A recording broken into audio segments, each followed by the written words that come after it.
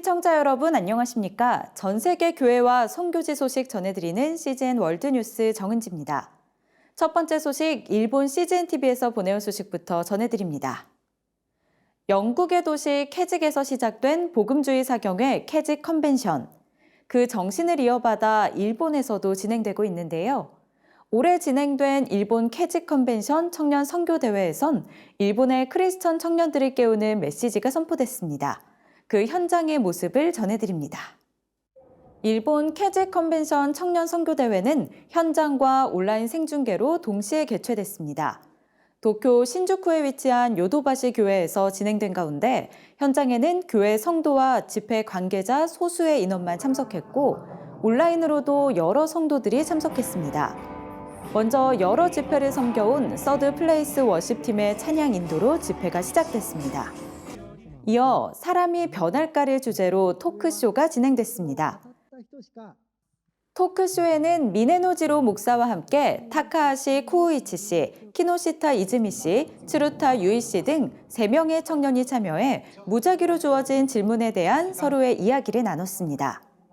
하루 중에 가장 좋아하는 시간, 코로나19 팬데믹 가운데 하고 싶었던 일 등 일상적인 질문에 더해 인생의 목표나 깊은 신앙적인 질문에 대해 대답하며 크리스천 청년들의 깊은 이야기가 오갔습니다.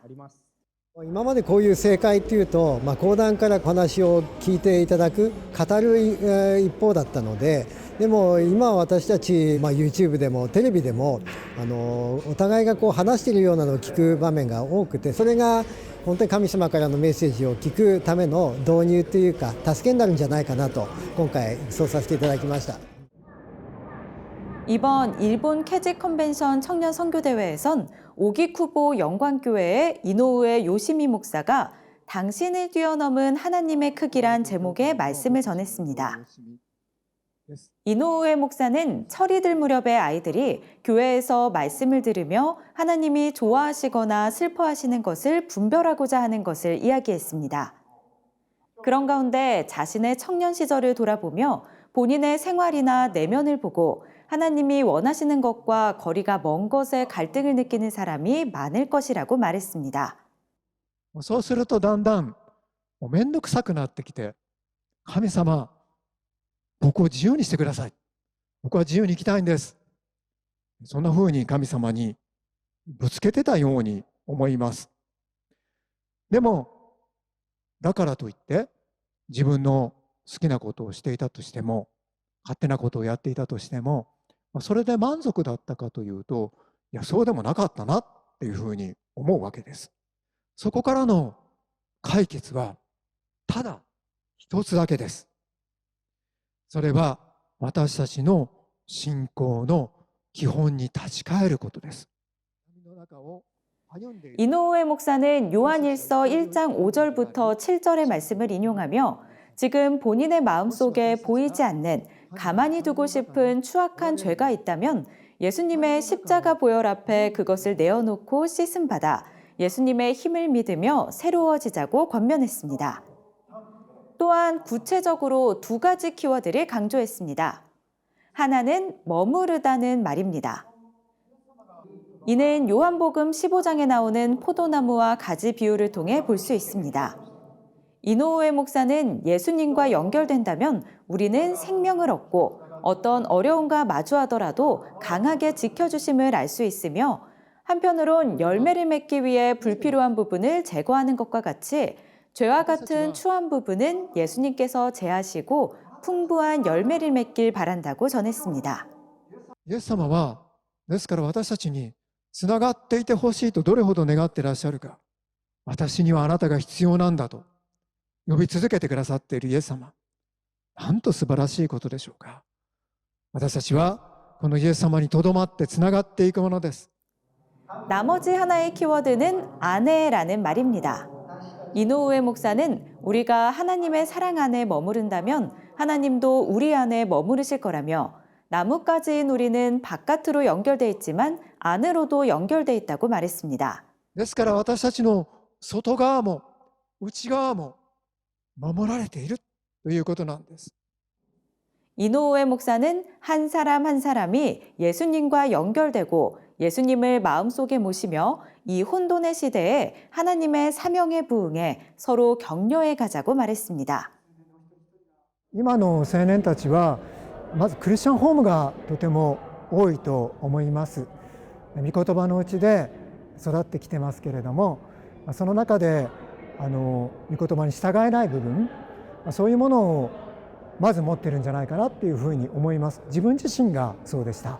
ですからまず御言葉に従うこと、そして本当にイエス様がつながっていてくださる、イエス様がうちに来てくださっている、外も内側も守られているっていうこと、それを今コロナ禍の中にある青年たちに伝えたいなと願いましたね。本当に豊かな恵みがありまして、私は神様に本当に仕えていこうと心に決めました。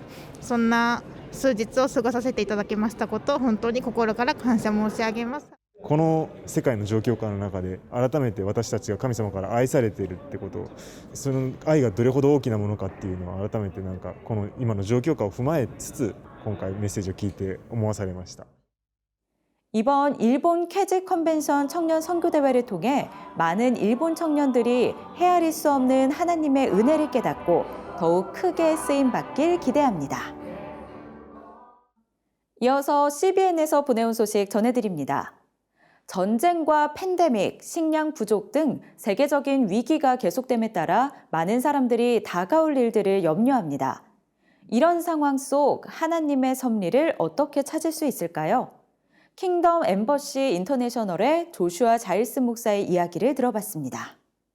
I actually, coming into 2022, went into a time of just prayer and seeking the Lord. And every new year, I give an address to my church just on what I'm hearing the Lord sharing with me. And he said to me as we crossed over into this new year that we would see this being a period of war and conflict breaking out in the world. Now, of course, at that time, we had no idea what was going to take place between Russia invading Ukraine. But the Lord said to me in that prophetic word that in the midst of the chaos, that he would still get the glory out of the situation, and that we would also see a period of miracles and breakthroughs. And so he told us in that message not to panic and to continue to pray that things would be lessened and that the agenda that the enemy has would be shut down.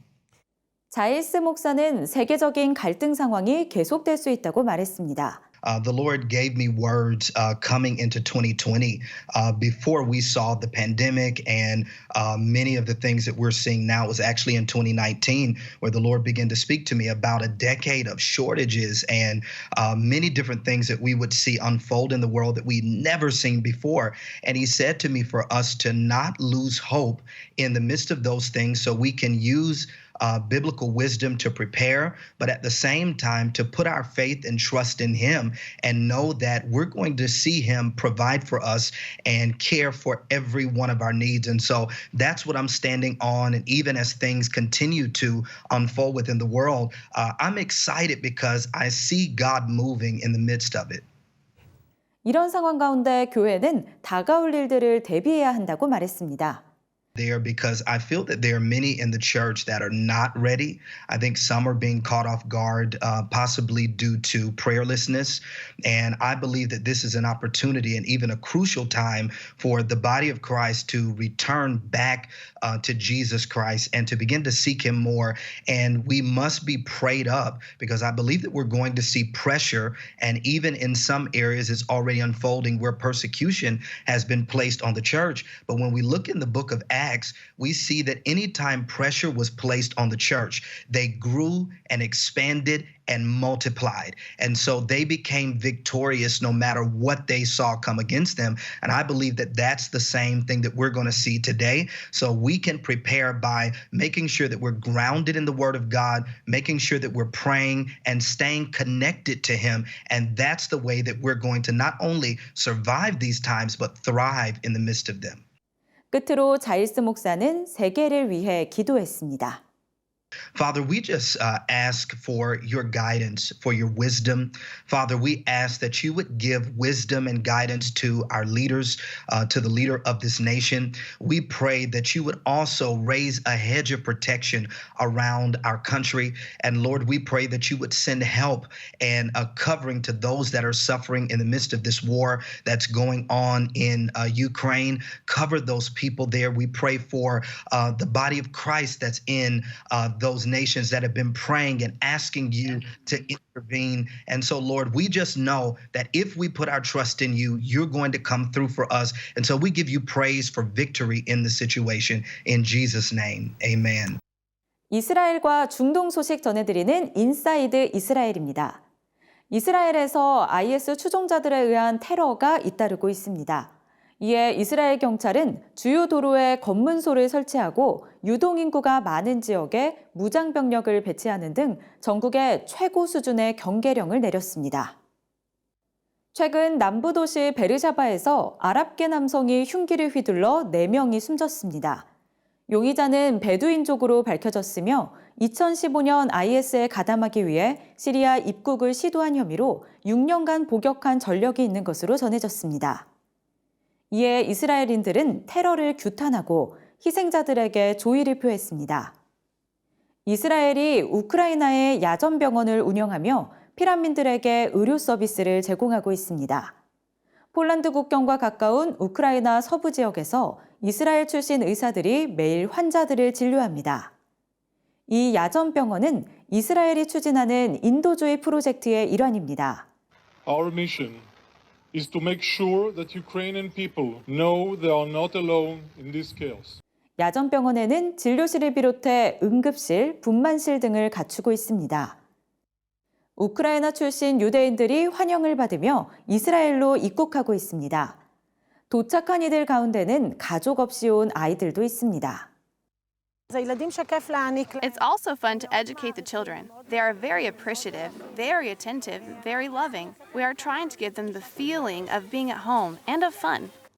우크라이나 출신 난민들의 미래는 불투명하지만 현재로서는 환대 속에 안심할 수 있게 됐습니다. 오늘의 국내 단신입니다. 국제구호개발 NGO 월드비전이 찬양사역자 황국명 목사와 지선 전도사로부터 우크라이나 난민 지원을 위한 후원금 9천여만 원을 전달받았다고 전했습니다.